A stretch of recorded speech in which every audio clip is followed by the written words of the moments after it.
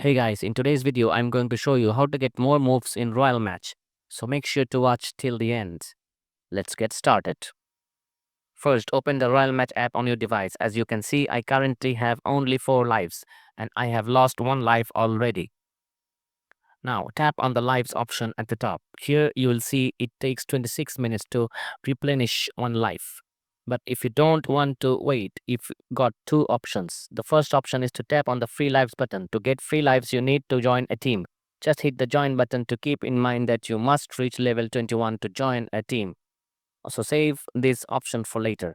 Next, go back and tap the refill 900 lines or 900 coins option to buy a life. If you don't have enough coins, tap on the coins options at the top of the screen and you can purchase coins based on your needs. Then you can use these coins to refill your lives, and that's how you can get more moves in Royal Match. Thanks for today's video. Hope you like it.